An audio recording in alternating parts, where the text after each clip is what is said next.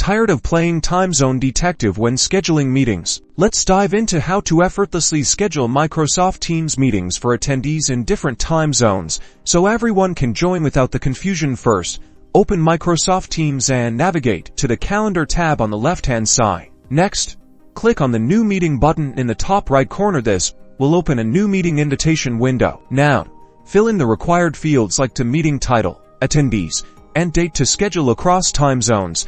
Focus on the date and time section. Click on the time displayed.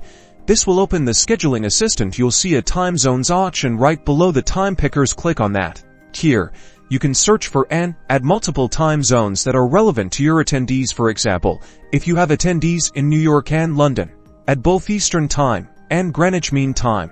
Teams will automatically display the time slots in each selected time zone, making it easy to find a time that works for everyone. Adjust the meeting time until you find a suitable slot. Notice how the times change in each time zone as you adjust. Once you've found the perfect time, add any additional details to the meeting invitation, like an agenda or meeting link, and click the Send button. Teams will automatically send out invitations with the correct time displayed for each attendee's respective time zone, eliminating any confusion. Now you can schedule meetings effortlessly, no matter where your team is located.